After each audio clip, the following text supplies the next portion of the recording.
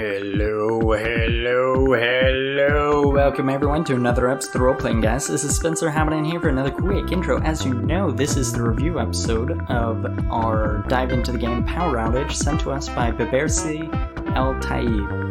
Again, very sorry for the mispronunciation of the name, but hopefully you find the episodes and the recordings sufficient plea for forgiveness in case we offended you with our mispronunciation. He sent us this game, and it is specifically designed for younger game players, so it's a really interesting game from that perspective.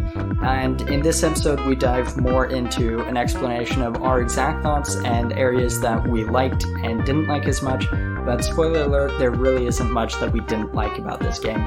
If you have a game that you are developing and you want us to test it out, or you have another game that you love that you've never heard in a podcast, or you've heard it in a podcast and you want to hear us play it, or any other variation of a combination of those words that makes sense to you, and you want to send us a game, please do. You can do so either through a DM on any of our social media, that is Twitter, Instagram, Facebook, and YouTube, or you could email us at rolepg13@gmail.com. Additionally, we want to thank our patrons, Brian, Jules, Steven, and our newest patron, Sir Guy.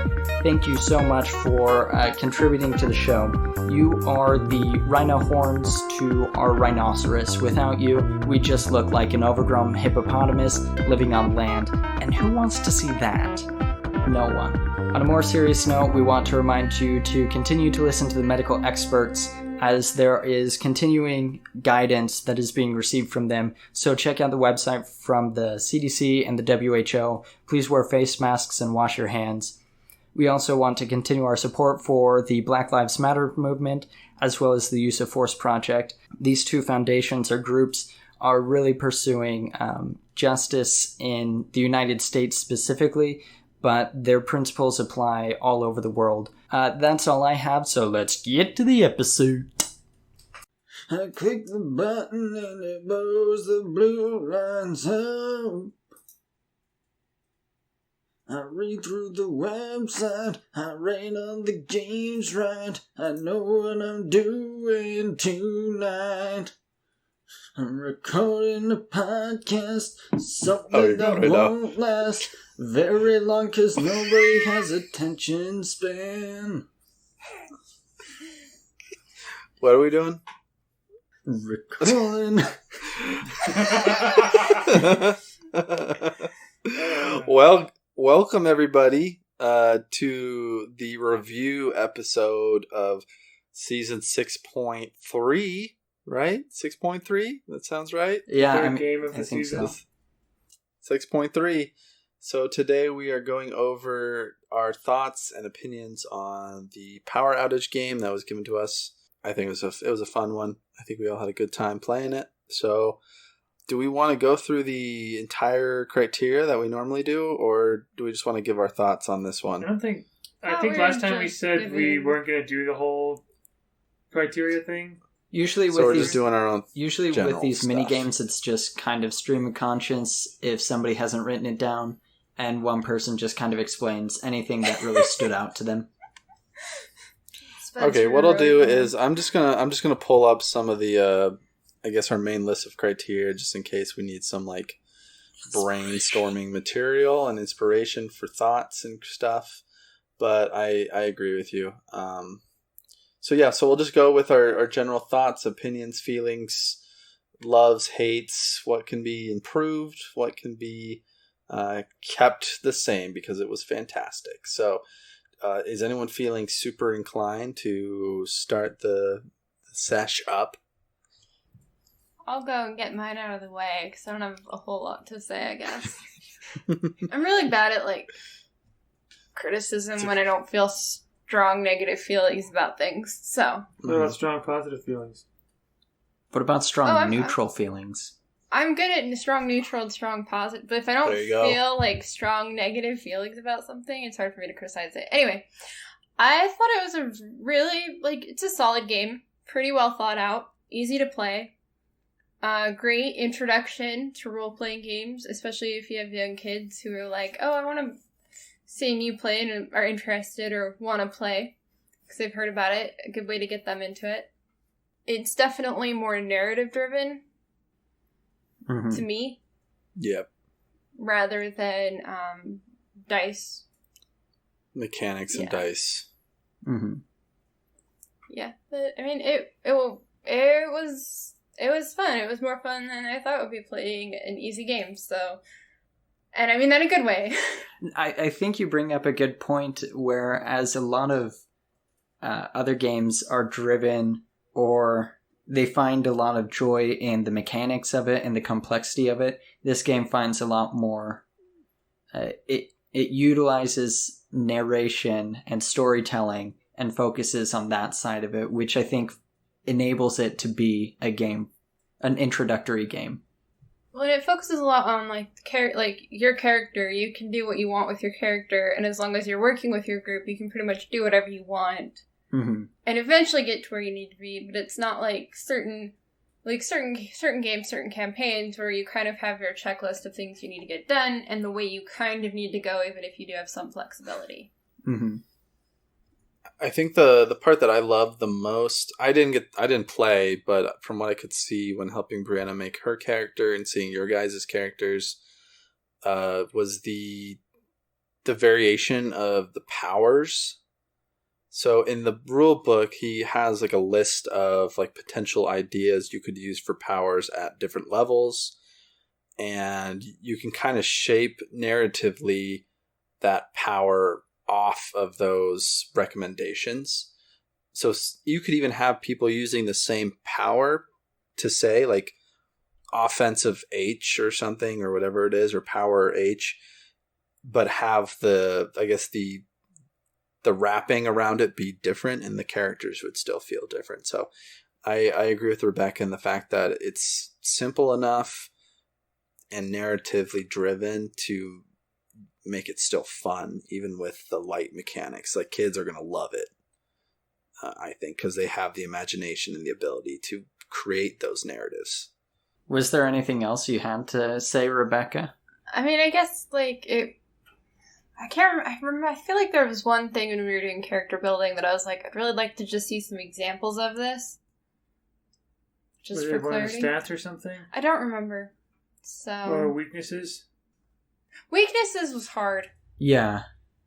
Like, I understood. I think it's a great concept to have, and it could have been really interesting. Like, my character's was arachnophobia, so I was like, man, if a spider comes up in some point in the game, like, my character is pretty much out until that thing is dead. And may use all of her power usages blasting the thing until it is dead. You know what? I didn't even think about the weaknesses when it came to story planning. I should have done that. That would have been more fun. But I think if you're playing more long-term with your kids, then it would make more sense to bring those into play. I don't really know what they do mechanic-wise. I can't remember off the top of my head, but I'm sure there's something. You can make it mechanical, or you can make it purely roleplay or narrative-based. That's the thing. Basically, because again, you don't start with the mechanics, you start with your concept. Yeah. For example, Rebecca wanted a character who had a bunch of wind powers. That's the main concept. And then from there, you think of like the weakness, right? And the weakness can be only with roleplay stuff, or the weakness can be mechanic stuff, or you can do a little bit of both. Like kryptonite. Yeah. Superman and kryptonite, and it could be that like you do less damage and are less roll at a disadvantage or something if you're near your like kryptonite, essentially. Somewhat of your weaknesses, like when you see it. Weaknesses are open-ended and vague enough that it doesn't surprise me that you forgot about them, because they didn't seem essential per se. Would have made a few things a bit more interesting if they had been more incorporated, but something to keep in mind. It's something that's there that you can use however you want. Did they have like a list of sample weaknesses, or was it just pick a weakness? They said just pick something your character would either be afraid of or would be weak to. They gave like one example. I think it might have been nice to have like a list of examples and then say, or you can pick whatever you want, but here are just some ideas to get you started. I have a really hard time when it's like, pick a weakness, and you're like, well, okay. He had a page written about it, and I think his explanation of why weaknesses are important are really good, because for sure. It's kind of like what Nick always brings up with magic. There needs to be limitations with magic, and there needs to be like some sort of impact that magic has. And I think like it's the same thing with a superhero. The weakness is that limitation. And I think with a good weakness that's incorporated in the story well, it's going to make the gameplay more real. I think it's just like in any other game that you have, unless the players feel some sort of consequence or they feel some sort of like danger, if there are no stakes, then nothing matters and it's not engaging. So I think through the use of a weakness, it can be a lot more impactful as a story. No, sometimes I get a little like, I don't know what the word, but you know, you have an open-ended, it can be anything you want, and I'm like, and unless there's one that just naturally comes to me, which was restrained creativity. Wind was harder because I was like, there's no natural weakness there. So now suddenly it's just whatever I want it to be. Windbreakers. But she creates her own wind as long as there's air. If I wear a windbreaker, your powers are moot. Throw her in a vacuum. But like, it was harder to come up with something when it was no natural weaknesses. It wasn't like fire where, oh, someone douses me with water, I'm gonna have a hard time sparking. Or like with water, any one of those little iron packets that they put in shoes to keep them dry. Mm-hmm. I mean, I would have been toast if Ty would have brought Game that up. over. Dump some salt on you. Just like a slug. Just shrivel up. Oh, that would have been so bad. Good thing I didn't do that. Good thing I have not a very good creativity mind. So Hey, that's just like one thing that would have been nice, I think. Arachnophobia was just kind of like, pick something random and make it work. In terms of like the general concept of the game, I think it is interesting that it is a game specifically made for kids. There's not many of those, and I feel like a lot of RPGs in general are pretty made for older age groups, mature people, just because the amount of reading and content you have to absorb. So I thought that was kind of a unique thing for the game, like we kind of talked about. The superheroes and the supervillain part of it, not super unique, but if you read through the book, they create a world that is pretty unique in of itself. Like the villains are pretty fun and different than what would come to mind when you think of supervillains. Like you have like a nerd crocodile guy. You have like a Puritan guy who's made of like Tempuritan. Fried some Tempuritan. There's just all these really goofy. I loved all of the supervillains. Like reading through them for the game. It reminded me They're of just like Pajama so many Sam puns type stuff, because in the Pajama Sam computer games, like in the beginning, there's like Pajama Sam likes this comic book where there's Pajama Man, and he goes against these villains such as like Earthquaker, who's dressed like a Quaker, like the religion Quaker, and then there's Jello Man and like the Dust Devil, and all these sort of like weird, wacky little things. So I got that same vibe from that, which I loved. Mm-hmm. So I thought those were very well done. Running the game was very, very easy because there weren't too many rules to learn. And the enemies are pretty easy to make, like your own custom stuff. I used a few things from the book itself, but I was able to base off a lot of things off the enemies of the book to make the more unique stuff for the storyline. So making little homebrew content for the game, very easy just because there's only the four stats. Your Yip, your Armor, your Power, and your Imp. So I loved running it. Very simple. More narrative driven, so you can focus more on the story. I'll go ahead and say a few more things that I was thinking of. So my favorite thing about this game, as has been mentioned before, is how powers work in this one. Yeah, I was very fascinated by it because I imagine, like, as far as I can tell, in most other superhero tabletop RPGs, you kind of like there's a list of superpowers, or like specific superpowers you can get, kind of like kind of like a buffet or a shopping list that you can kind of like pick and choose from. Here, it's just a list of, like in the book, it's just a list of, I mean, to me, seemingly boring, just mechanic stuff. Like one combat power says you deal 1d8 damage to someone within melee range of you, and that's it. There's another one that says you phase through a wall for your movement. Or another one that says you can attack someone 15 feet away, 1d3 plus 1, or you can like give someone all these things that they don't talk about, like, you know, what is causing this or whatever, like the fun part of it, right? They leave that up to the kids. A kid can come up to you and say, I want to throw fire tornadoes that explode with lightning bombs. And clearly that's basically through walls. Exactly. You can find things that would make that work. Or find maybe pushing powers that damage over time, area of effect powers, that sort of thing. And you can make it look like whatever you want. I don't know if any of us chose the same power specifically, but even if we did, it would have been, you might not have been able to tell as easily. I could have just easily said, "Oh yeah, I can move faster. I can phase through walls. I'm undetectable to people far away. I can do damage up close. And I can do damage far away." Or I can say, "I become two-dimensional, and so I become invisible unless you're looking very closely. I can leap into the fourth dimension and go through walls. I can give my hand more dimension and power." Or I can like phase my hand through dimensions to have it travel through other, you know. That's pretty much what it is. And I love that. That's probably my favorite way to describe powers. And my favorite way to build powers. And that's like the most exciting part of character creation. And all the stats and stuff are just straightforward. So so it focuses mostly on what you want your hero to be.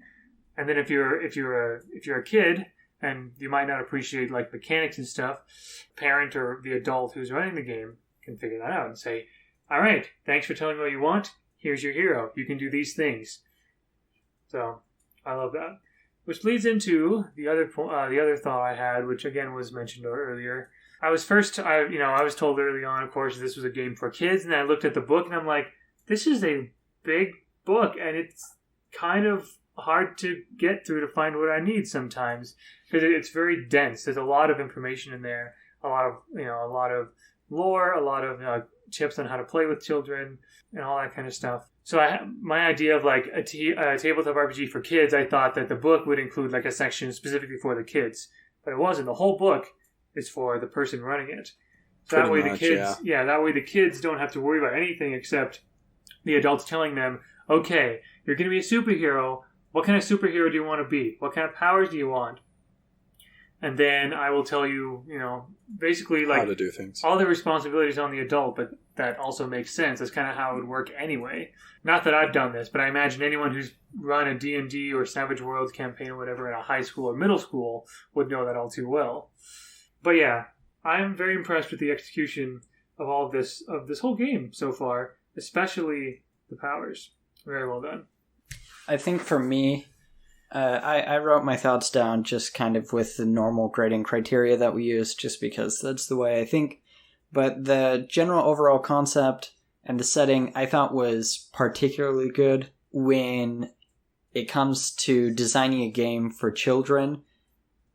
Superhero is just such an intuitive way to go, and I thought that was a very smart decision to create a game that's centered around that. I have nieces and nephews, and something that they love are superheroes, so it just really clicks when I see that. Yeah. And I think especially now, post-MCU, or during MCU, unfortunately, there is so much love of superheroes right now, and obsession with that it capitalizes on that very well. I also really like the fact that the setting is a parallel world.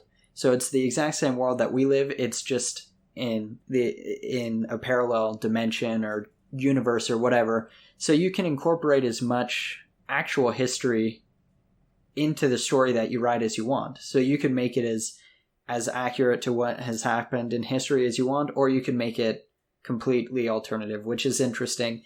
I like the lore that was created for the game because I think it gives a lot of complexity to villains that are already in the game, unlike a lot of other games that just use monster manuals and they're just kind of general descriptions of nobody in particular, just a standard whatever, like a standard kobold is like this, and this is what they do typically and how they run around and all that.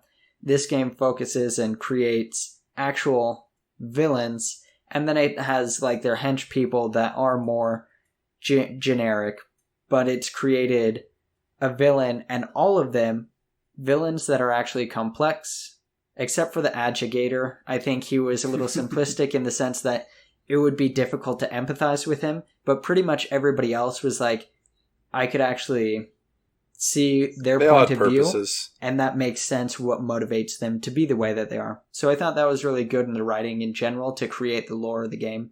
Additionally, just the 5 separate sections of the island was really cool because there was story and background to those that could also be incorporated into the gameplay, where you can make the setting more than just, this is a generic city.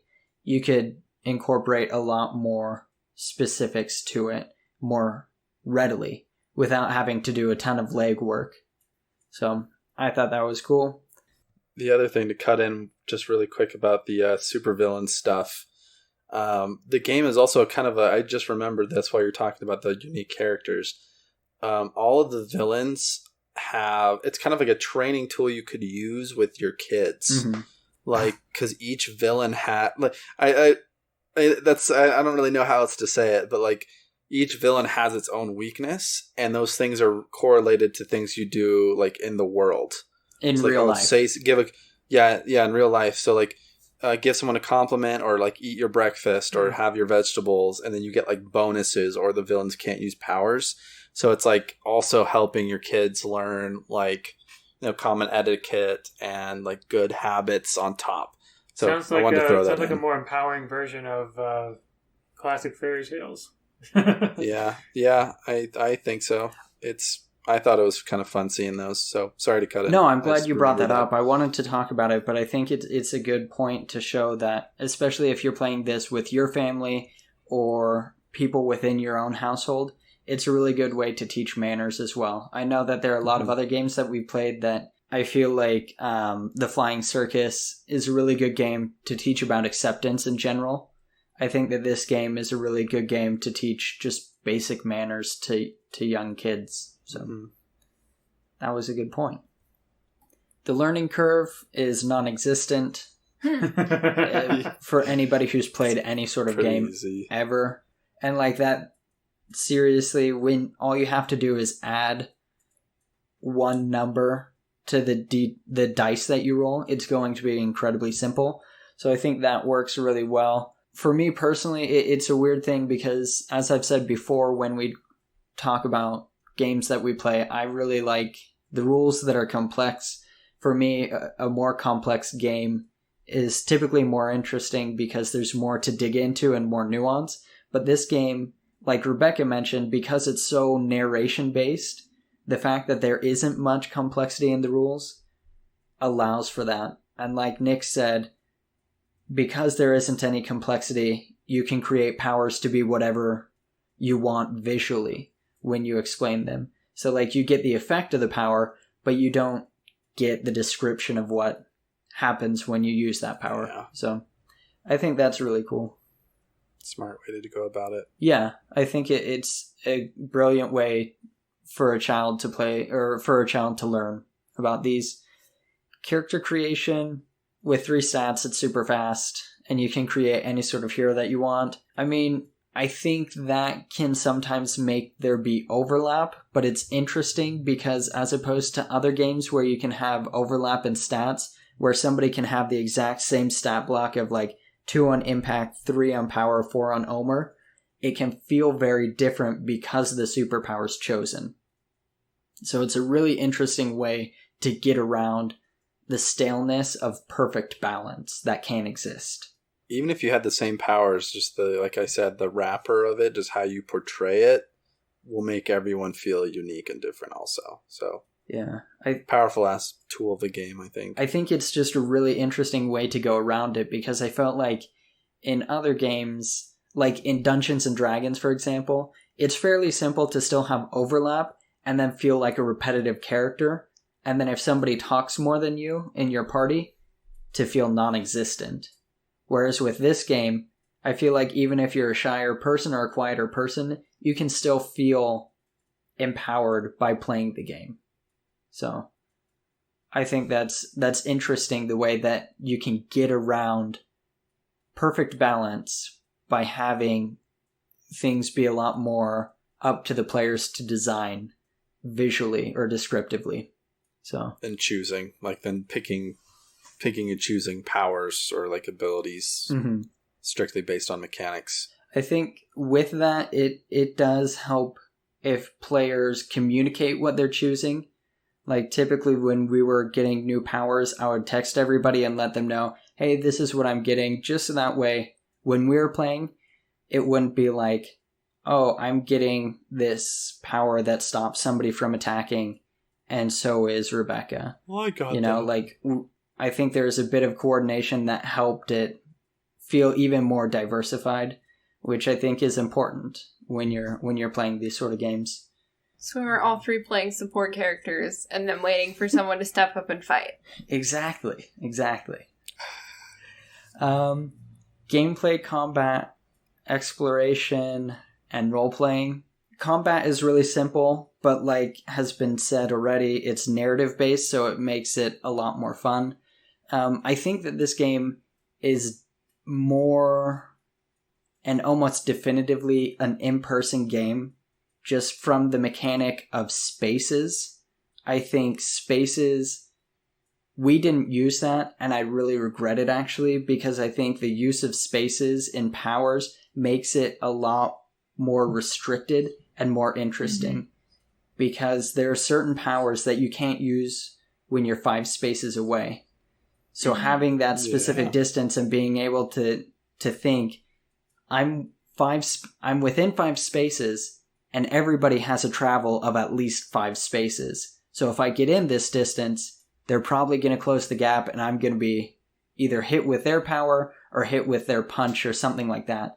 So I think spaces is actually like a really important mechanic that is most easily done when you're in person and you can set up miniatures. Otherwise, like with us playing here digitally, it's very difficult to do that. So I think it's... Unless we were to use some other program like Roll20 or something Still else. more of a hassle, though. A bit more of a hassle, yeah. Yeah, it's definitely more of a hassle. But I feel... It's doable, but it's hard to... Yeah. We only have so many screens. So... I have 2 screens. I have 2, but that doesn't mean that I already have to pull up the Hangout, I have to pull up Audacity, I have to pull up the rulebook, my character sheet. Yep. It's a lot. And we all know your computer is on its last leg. It's been on its last leg since I bought it. Jeez. Surprised that thing's still alive. Yeah, for real. Well, I think I need to buy a new battery. Definitely got your money's worth there. Yeah. Seriously, though. I got it in 2015, so it's a 5-year-old laptop. It's still going. But to get back to what I was saying, I think that spaces and distance provides the game breaks, which are very important, because a good game has to have limitations. I mean, it's the annoying thing about watching superhero movies, because the solution to all their problems is I'm going to punch harder and just be stronger, so that means that I can beat the villain. Like, there's very little consequence in those movies, and I think that happens in this game if you don't have limitations, which in this case I think are the distances. GMing, with all the materials provided, I think that it's going to be super easy. Very easy. So you have all the villains, you have even stories provided. Mm-hmm. The rules are super light. Yeah. So I think I can imagine that it would be a fun game to GM from that perspective as well, because it is so narrative based that you can talk a lot more with your players. For the cost, the last time that I saw it on Drive-Thru RPG, it's $10 for a PDF. I'd say the size of PDF too. So for about 200 pages. I'm sorry. Go ahead, Nick. I was just saying. I brought it up. It's 190 pages. So I'd say for somebody who is wanting to introduce young people to playing games, I'd say it's a definite buy. But even for an experienced gamer, I think it's a definite buy as well. For $10, you get so much. And I think it's a really good break for anybody who takes gaming really seriously to be able to play a game that you don't have to worry about the rules. To play a game that is so incredibly light that you don't have to think about what about splash damage and what about touch AC and what about all this sort of stuff that, like, in a game like Pathfinder, there's a lot of mental gymnastics that go into it that you have to be aware of when you play. But with this game, you don't have to think. Like, it's so simple that the thinking that you do is the description that you do. So I think that's a lot of fun. The sustainability of the game, I think this is a game that can be played for a long time because of the amount of villains that it has and the emphasis that villains, just like in comic books, for most heroes, villains aren't killed. They're just, locked up until they break out again. Yeah. Exactly. So it's something that you can play against the same villains or rotate through them. And then I think that it also, with that mechanic, it allows for players to retire superheroes if they want. So if they want to play somebody else, they can have them join the hero group or hero team that is being played and just introduce a new character really easily. The 3 things that I think are essential to make this game more sustainable are continuing to make more unique powers, continuing to make more unique villains and developing the lore for them, and then creating more hench people. If there aren't more of these things, I think it can become repetitive. For somebody who is consciously aware of it, for a child, I think that you could continue to play it and there wouldn't be a whole lot of recognition that you're playing the same whatever, but the same story. But for somebody who's a serious gamer, I think that the game would be more sustainable if more powers, villains, and hench people are created. In general, I'd say that this is for sure a buy for anybody who likes tabletop RPGs, because there's so much for you. There's so much with it being such a simple game as well. And I can't think of a good reason not to test it or to play it out yourself. I think you should definitely check it out if you haven't already. So what would I guess I would give it probably a solid 8 out of 10, maybe even a 9. I thought it was pretty good for the goal and mission of it. So I agree with Spencer, like, definitely an awesome buy if you have kids and you are a TTRPG fanatic. Like, you'll get them hooked into the hobby. They'll have a fun time. They'll learn, manners and good habits in life just by playing the game. And because I like healing people literally is you encourage other people. Like, you have to give compliments and like talk like good things about people. So I think it's awesome as a tool, even for parenting. If we were implementing like our full, I think the main reason we weren't implementing our full rating system on this is that this is not the full season. This is just like part of one smaller game in a season.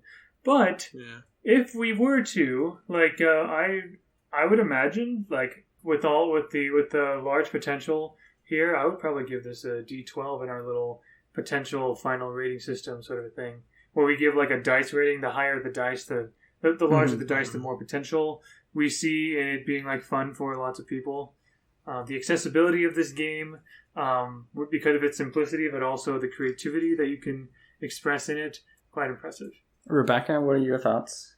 Yeah, I would definitely give it a solid 8 out of 10. Especially for it being what it is, and it meets what it's trying to do so well.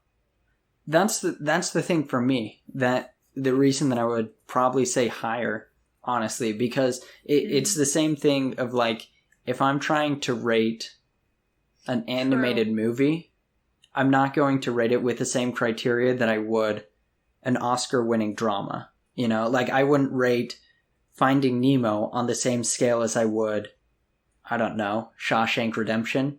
I think those pretty close. Just fundamentally are very different categories. So I think, like, for what it is, what it's trying to do, I'd give it like a D20, because seriously, there's no the complaints that I have against it are, I want more.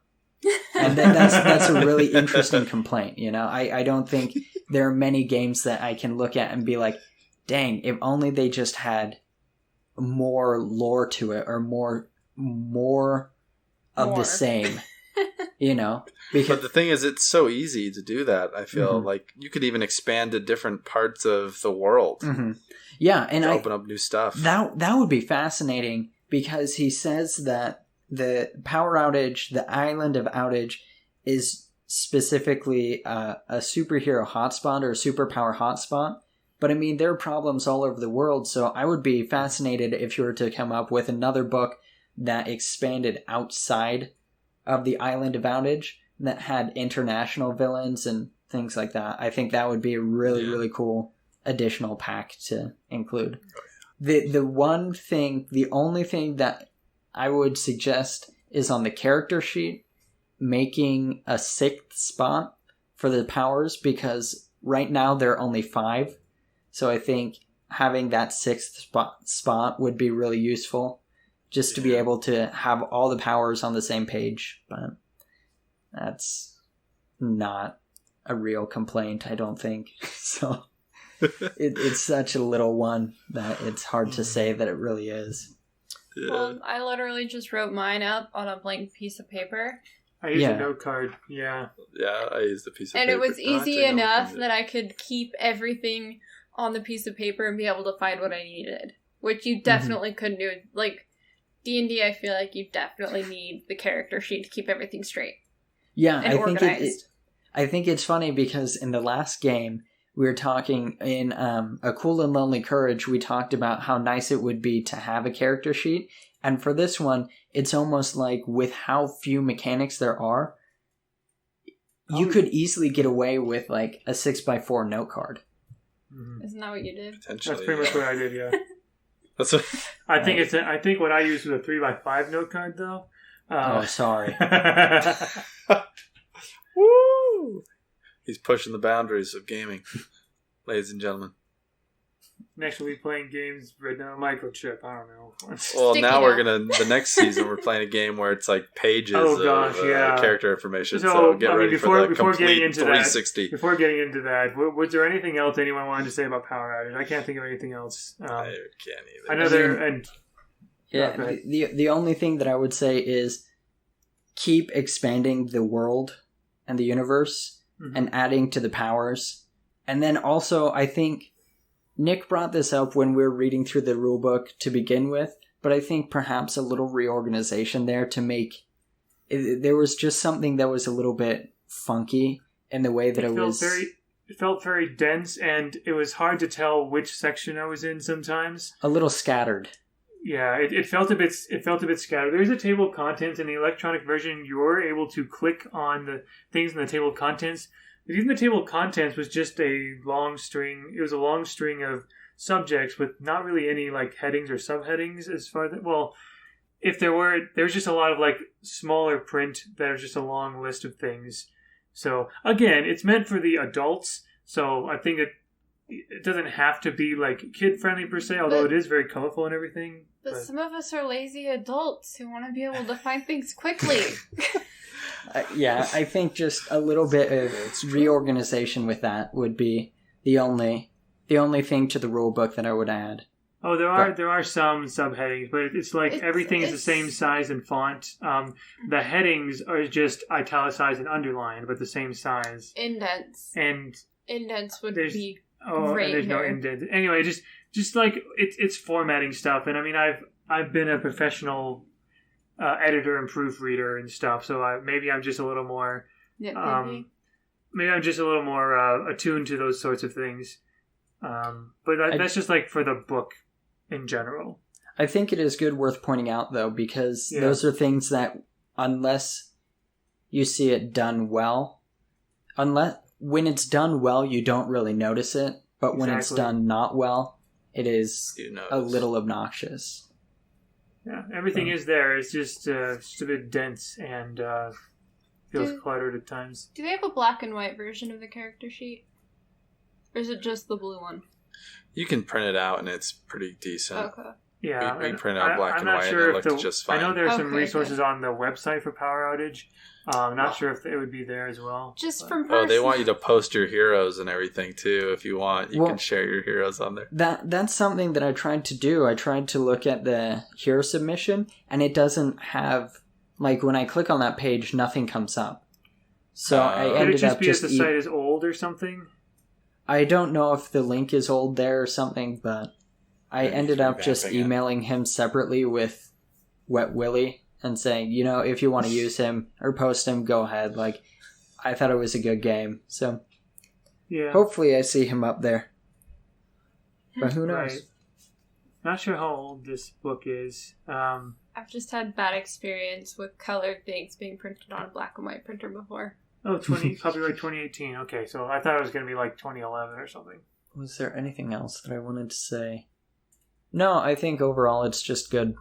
It's solid and definitely worth checking out. Cool. There you go. And that is Power Outage in a nutshell. And sounds like we're also concluding Season 6 that way, too. Like, we still have a few other games in our backlog, but we want to play those at a later time. True, yes.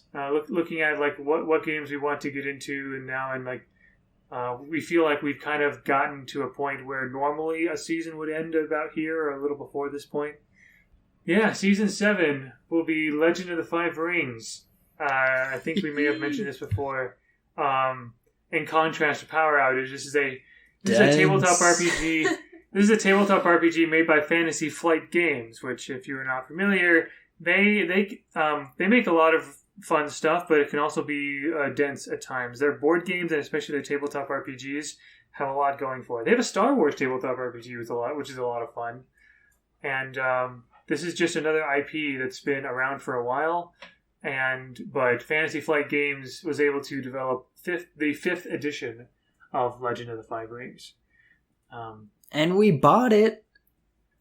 Yeah. Well, I mean, book. We usually buy the games that we have, unless it's like offered to us or something.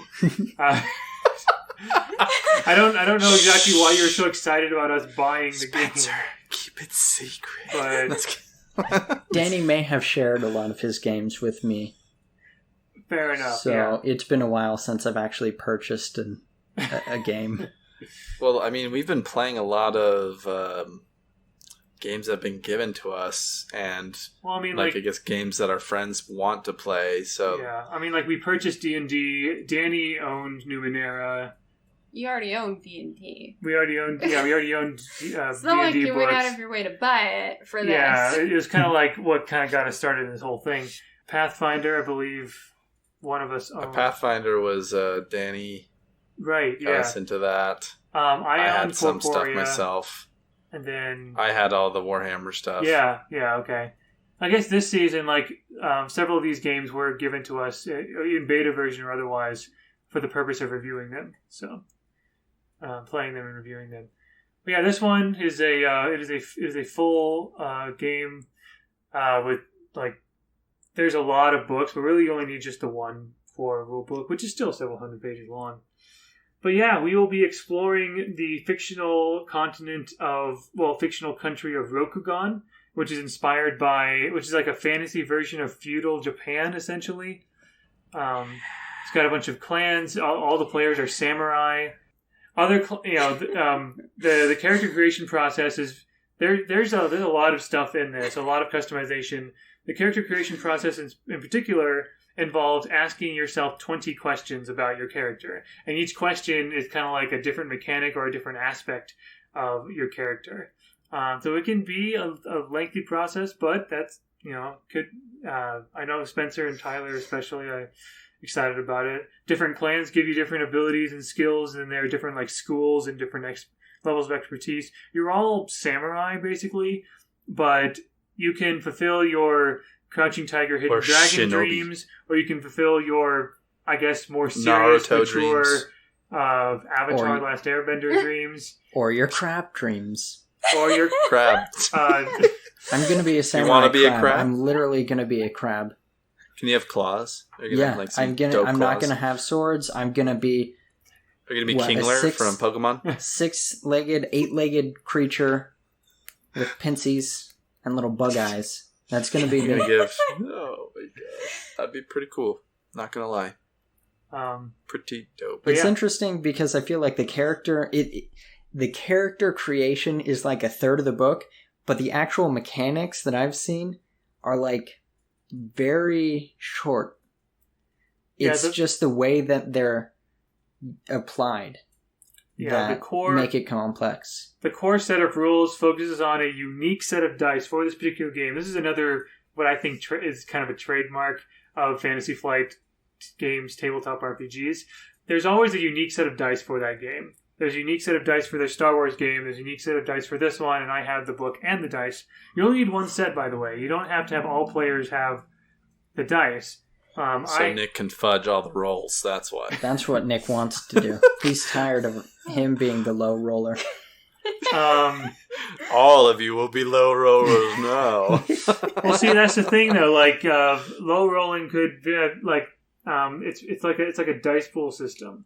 Based on the types of symbols you get, you could get successes, you could get yes and, you could get yes buts, or no but, or no ands, or you get things called strife, which kind of makes your character it's like one key part about Legends of Five Rings is this sort of inner conflict between your personal desires and passions, and maybe your sense of justice or whatever, and the Bushido, which is the manners, the sort of social etiquette. Laws and everything, the etiquette, the decorum, what is expected, what society expects of you versus what you want to do or you feel you should do, sort of thing. Maybe they're aligned, but for a good character, there should be something that might be a bit of a conflict there. So, anyway, I am very excited to explore this. Great.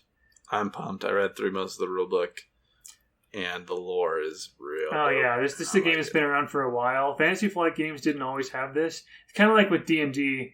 Wizards of the Coast didn't always have D&D. Fantasy Flight games didn't always have this IP of Legends of the Five Rings, but the original company had Five Rings for a few editions, and they recently gave it to Fantasy Flight to give us this iteration, 5th edition. Fun fact. Rebecca and I actually tried the alpha version of this like a year and a half ago, something like that. I remember we had fun with it. I don't remember a lot of the mechanics. I do remember they still had the 20 questions system of character creation, which might be coming from previous editions. I don't know. I think we're all brand new to this particular IP, and I'm excited about it. Oh, does anybody want to say the last thing? And that's what we thought of Power Outage. So that way, when we cut all this stuff, it sounds very natural. I can say something like that. Well, yeah. So I think that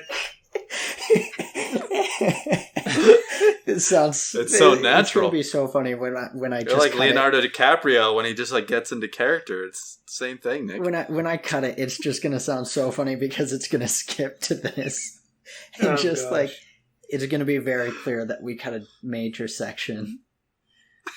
Anyway, who cares? So those are our thoughts about Power Outage, as well as a bit of a teaser of what's to come in Season 7. So I guess thanks everyone for listening. Stay tuned. Thank you. Rate and subscribe. Tell others. Wear a face mask. Wash your hands. Hey there. I'm Emily. I'm Erica. And we're your new best friends, whether you like it or not. Listen to Grow Out of It every Sunday to make fun of us, as all best friends should, while we read our old creative writing from our childhoods. There's a first time for everything, the magnified voice replied. Mm-hmm. My name is Morgus, and I will destroy you. Classic Morgus. Necropodicon. Hard to pronounce, easy to listen. Dun, da, da, da, da, da, da.